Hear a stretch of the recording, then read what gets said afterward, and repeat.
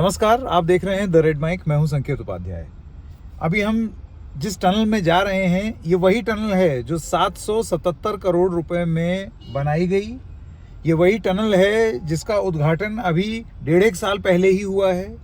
ये वही टनल है जिससे ये बताया जा रहा था कि ये विकास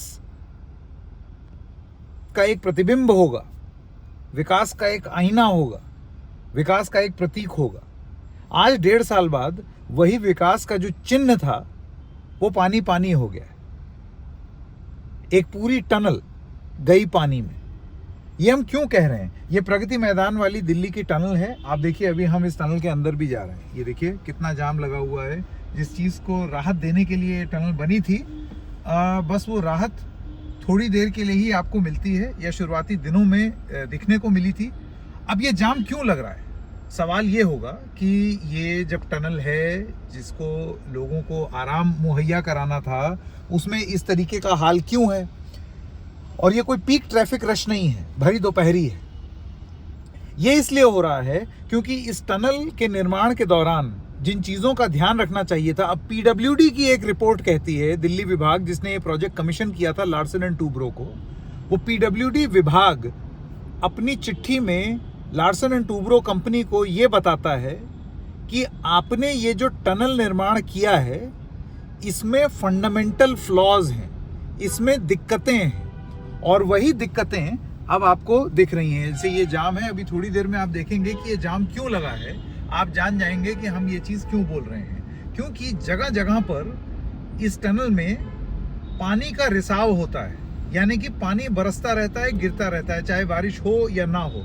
बारिश हो तो और ज़्यादा, बारिश नहीं हो फिर भी पानी जमता रहता है और लगातार गिरता रहता है, जिसकी वजह से आप देख सकते हैं कि कम ट्रैफिक के समय में भी ट्रैफिक कितना बाधित हो रहा है। ये देखिए, ये यहाँ पर आएगा, अभी थोड़ी देर में आप देखेंगे। वहाँ ये रहा वो जगह, जैसे कि आप देख सकते हैं, जहाँ पर ये ब्रांड न्यू टनल 1.5 साल भी नहीं हुआ है, वो खराब होने लगा है, टूटने लगा है। यहाँ लगातार पानी गिर रहा है। बगल का जो नाला है आप देख सकते हैं, उसमें से भी पानी निकल करके आ रहा है, ऊपर से भी टपक रहा है, साइड से निकासी में भी दिक्कत हो रही है।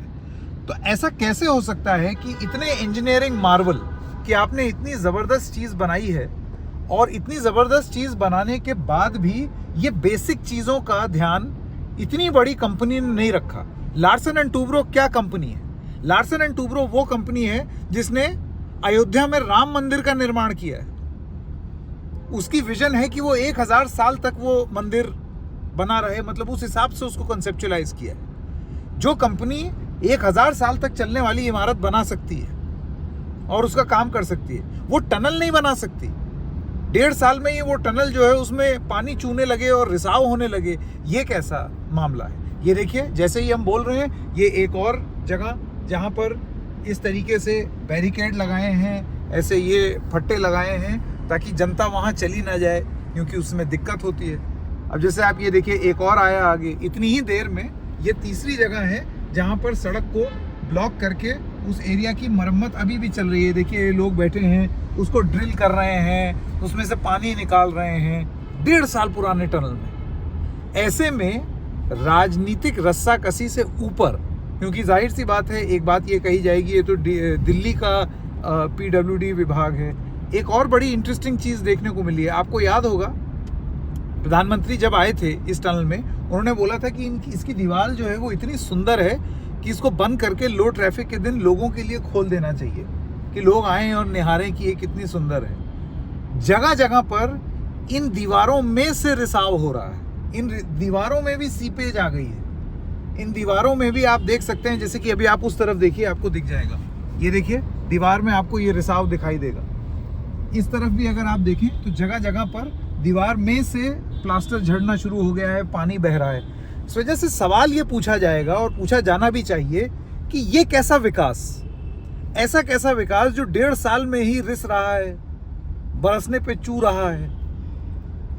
और अगर इसी तरीके से विकास होगा तो फिर तो सवाल पूछे जाएंगे, और पूछे जाने लाजमी भी हैं। इसका जवाब कौन देगा, और फाइन कौन भरेगा, और इसकी मरम्मत कौन करेगा? क्योंकि पीडब्ल्यूडी की रिपोर्ट के हिसाब से, और ये सबसे अहम बात है, पीडब्ल्यूडी की रिपोर्ट के हिसाब से अब इस टनल की मरम्मत नहीं हो सकती। तो अगर मरम्मत नहीं हो सकती तो फिर हम इस टनल में अभी गए तो क्या हमने अपने जान पर जोखिम उठाया? क्या इस टनल का कोई हिस्सा गिर आ सकता है लोगों के सिर पर? और अगर ऐसा है तो फिर इसको बंद क्यों नहीं कर दिया गया है? ये सारे सवाल हैं जिनके जवाब जिन लोगों ने फीते काटे, जिन लोगों ने इसको कमीशन किया है, जिन लोगों ने इसके पर वाहवाही लूटी है और जिन्होंने इसको बनाया है, उन सबको आज देना होगा।